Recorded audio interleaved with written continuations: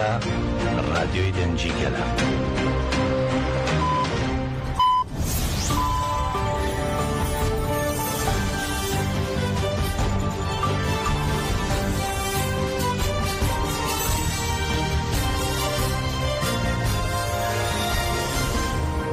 ئەم کاتتان باش بیسەرانی هێژان لە ڕادیۆ دەنگی گەلەوە بە یارمەتی هاوکارانم گەشتی هەواڵەکانی ئەمڕۆ پێشەممە 4 ئابی 2025 پێشکەش دەکەین. کاتژمێردا بە کاتی ناوەندی ئەوروپایە.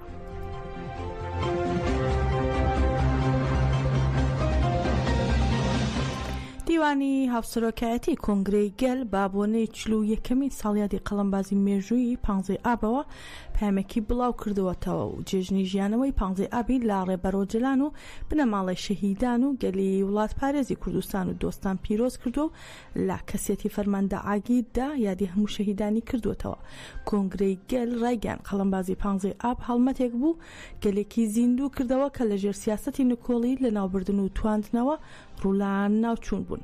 هەروە ڕاشتیگەاندە ڕۆحی بەرخۆدانی ئاپۆی مەزلوم دۆغان، فەرهاد کورتای، مەحموود زەنگین، ئەشرەف ئانیک و نەجمی ئۆنەر و چالاکوانانی ڕۆژووی مردن، محەممەد خەیری دوورموش، کەماڵ پیر و عاکف یەڵماز و عەلی چیچەک لە زیندانی ئامەد لە دژی ڕژێمی فاشیستی 12 ئەیلول کە خواستی بوو ئیرادەی تێکۆشانی ئازادی تێک بشکێنێت بەرخۆدانیان دەست پێ کرد و گەریلاکانیش لە چیاکاندا وەک تەواوکەری چالاکیەکان قەڵەمبازی 15 ئابیان دەست پێ کرد و بڵاویان کردەوە. قەڵەمبازی 15 ئاب بە تەنها قۆناغێکی سەربازی نییە، هاوکات لە گۆڕەپانی کۆمەڵایەتی و نەتەوەییشدا هۆشمەندی دیموکراتیکی شۆڕژگێڕی ئافراندووە و وێڕای هەموو ئەم ئافراندنانەش لە ڕووی چاند هۆنەر و وێژەوە بۆتە دەستپێکی پێشکەوتنی مەزن. هەروەها لە ڕاگەیاندراوەکەشدا هاتووە تێکۆشانی ئازادی و سوپابوونی ژن کە بە قەڵەمبازی 15 ئابەوە پێشکەوت لە ئافراندنی شۆڕشی بیرکردنەوەی کۆمەڵایەتیشدا ڕۆڵێکی استراتێژی گێڕاوە و کۆنگرەی گەل ڕاشی دەگەێنێ قەڵەمبازی 15 ئاب کە سێمبۆلی هەبوونی گەلەکەمانە لە کوردستان، ڕۆژهەڵاتی ناوین و گۆڕەپانی نێونەتەوەییدا بنەمای هەموو دەستکەوتەکانمانە. هەروەها دەشڵێن لە چوارچەوەی ئەو مانیفێستۆیەی کە ڕێبەر ئاپۆ پێشکەشی کردووە پێویستە بە بەهێزترین شێوە کارەکانی بنیاتنانی کۆمەڵگەی دیموکراتیک بەڕێوەبەرین. کۆنگرەی گەل بابۆنەی شەهیدبوونی فەرماندە کۆچەر ئورفا و نورەدین سۆفی و هەواڵ بەختیار گابارەوە سەرخۆشی ئاراستی بنەماڵی شەهیدان و گەلی کورد کردووە.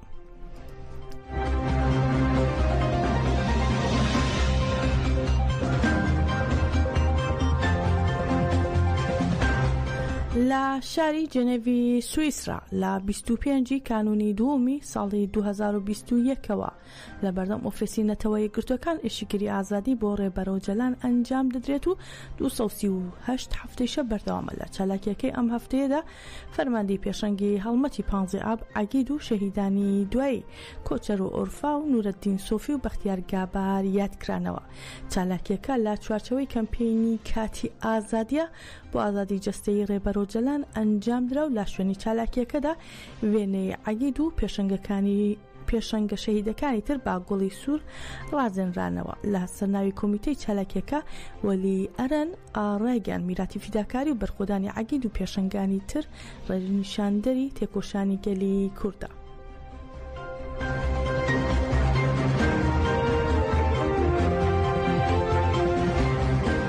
ئەم قەهرەمانێ بێژینێ من منەتەر بسەلام دەکەن. ئەم سۆز دەدەن کە تێکۆشینە ئەوان بگەینن ئەنجامێ. دەولەتە داگیرکەرە تر گاوێن شێمبەر ناوێتنە ناکو بەرسەبا گاوێن دیرۆکیên ku ji hêla tevgera azadiyê ve hatine avêtin bide. Her çend pêvajoyek dimeşe jî li dijî herêmên parastinên medyayê êrişên hovaneyên hewayî û dagirkerî hîn berdewam in. Her wiha wekî hûn jî dizanin em di salvegera pazdê tebaqê de ne fermandarê efsanewî heval Egîd li bîr tînin û pazdê tebaqê pîroz dikin. Bijî berxwedana qesedê, bijî berxwedana qesedê, sê seyo jiyan nabe.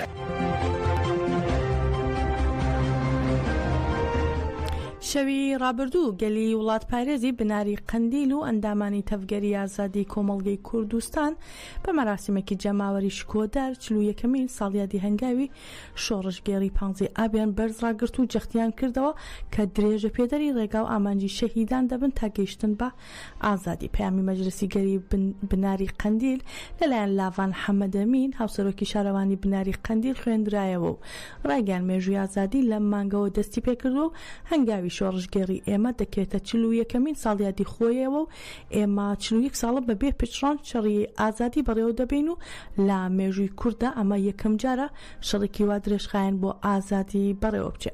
هەروە لە پەیامەکەیشیدا ڕۆڵی ڕێبەرۆجەلان لە دەستپێکردنی تێکۆشانی ئازادیدا بەرز نرخێنرا و هاوسەرۆکی شارەوانی قەندیل وتیشی هەموو ئەمانە با پێشنگایەتی ڕێبەرۆجەلانەوە دەکرێت و بۆیە ئێمەش لە سەرەتادا بە ڕێزێکی گەورەوە سڵاوی خۆمان ئاڕاستەی ڕێبەرۆجەلان دەکەین کە ڕێگای شۆڕشی ئازادی ئافراندووە و بۆتە ئاستەنگ لە بەردەم لە ناوبردن و قڕکردنی کوردان. هەر لە پەیامەکەیشیدا ئاماژەی بە ساڵیادی کۆمەڵکوژی شنگال کرد و باسیش لەوە کرد لەم کاتەدا ساڵیادی کۆمەڵکوژی گەلی زەدی بەدەستی چەتەکانی داعش و بەهۆی خیانەتی پەدەکەوە بە بیریان دێنینەوە و لێرەوە ئەو هێرش و خیانەتانش شەرمەزار دەکەین.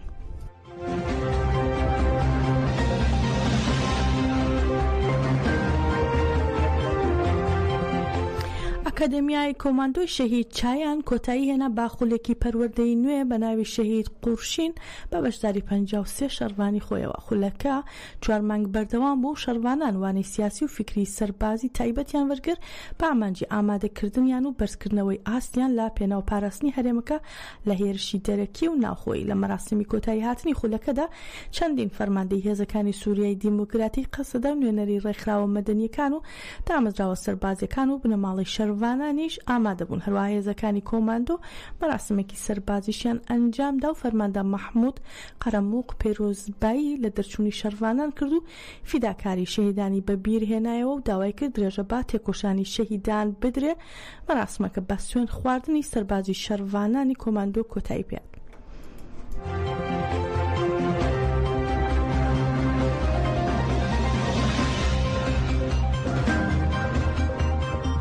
ڕێکخراوی حەڤەی شوبات لە بریتانیا ڕێگەیان لە شارەکانی بریتانیا نۆیەمین ساڵڕۆژی شەهیدکردنی ڕۆژنامەنووس بۆداد حوسێنیان دوێنە بەرزڕاگرت و جەختیشیان کردەوە تاکو ئێستاش کەیسەکەی لای ئێمە چالاکوانان و ڕۆژنامەنووسان بەکراوەی ماوەتەوە. 9 ساڵ بەسەر تێرۆرکردنی ڕۆژنامەنووس و پامنێری ئاژانسی هەواڵی ڕۆژنیوز شەهید وەداد حوسێن تێدەپەڕێت کە لە دەڤەری بادینان و لەلایەن پەدەکەوە تێرۆرکرا.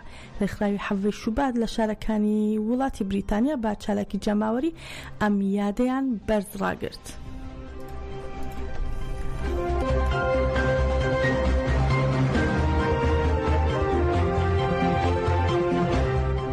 نووسینگەی قاسم عارەجی ڕاوێژکاری یاسایشی نیشتمانی عێراق لەبارەی ناوەڕۆکی کۆبوونەوەی لەگەڵ عەلی لاریجانی سەرۆکی ئەنجومەن یاسایشی ئێران ڕێگەیان کەناڵەکانی ڕاگەیاندن ڕۆژی دووشەممەی ڕابردوو هەواڵێکیان بڵاو کردوتەوە دەربارەی واژۆکردنی ڕێکەوتنامەی ئەمنی لەگەڵ ئێران. هەر بۆیە بە پێویستم زانی ڕای بگەێنم کە ئێمە ڕێکەوتنامەی ئەمنیمان واژۆ نەکردو بەڵکو تەنها یادداشتنامەی لێکتەی گەیشتنمان هەیە. دەشڵێت کۆبوونەوەکەی نێوان قاسم عارەجی و عەلی لاریجانی سەبارەت بە لێکتەی گەیشتن بۆ دەربارەی ڕێکەوتنامەی ئەمنی نێوان هەردوو لا کە لە 19 ئاداری 2023 لە نێوان هەردوو وڵات واژۆ کراوە.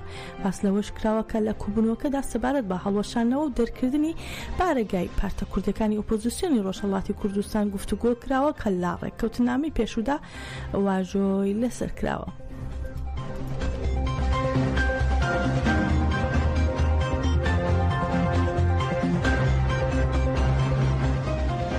نەواف سەلام سەرۆکوەزیرانی لوبنان لە بەیروت پێشوازی لە عەلی لاریجانی ئەمینداری یاسایشی نەتەوەی ئێران کرد و چەند پەیامێکی توندی ئاراستەی ئێران کرد. نەواف سەلام ڕایگەیان لێدوانی ژمارەیەک بەرپرسی ئێران بە تایبەت وەزیری دەرەوە و عەلی ئەکبەر ویلایەتی و ئیراج مەسجدی بە تەواوەتی ڕەت دەکەینەوە و ڕاشی گەیاندووە ئەم هەڵویستانە کارڕەخنەی ڕاستەوخۆیە لە بڕیارەکانی لوبنان و هەڕەشی ئاشکرایان تێدا بووە بە دەرچوونی ئاشکرا لە دیپلۆماسیەت و پێشلکردنی بنەمای ڕێزگرتنی سەروەری هاوبەشەکە پایەی پەیوەندیەکی دووقۆڵی تەندروستە لەسەر بنەمای یاسا نێو دەوڵەتیەکان.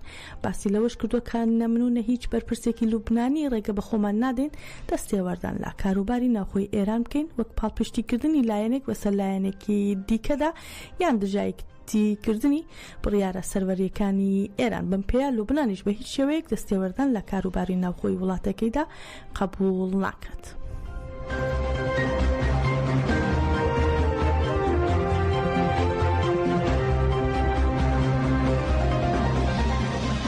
بەنیامین نەتانیاهو سەرۆکوەزیرانی ئیسرائیل ڕایگەیاند جەنگەکەیان تەنیا لە دژی حەماس نییە بەڵکو لە دژی ئێران و بریکاریەکانیەتی وتیشی توانایان هەیە غەزە لەسەر نەخشە بسڵنەوە بەڵام ئەوان تەنیا دەیانەوێت کۆتایی بە حەماس بهێنن.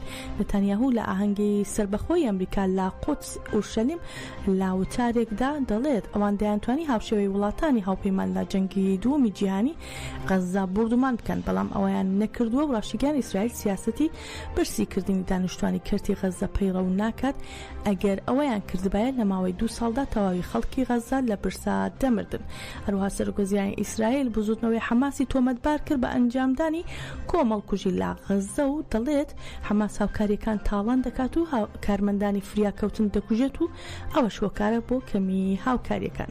هاوکات نەتانیاهو لە وتارەکەیدا ئاماژەی بە سەرکەوتنەکانی ئیسرائیل کرد و وتیشی لا دژی حەماس حیزبوڵڵا و دەسەڵاتی ئەسەد و ئێران دەستکەوتی گەوریان بەدەستێناوە و ئەوە بە هەماهەنگی سوپا و موساد و شەباک بووە.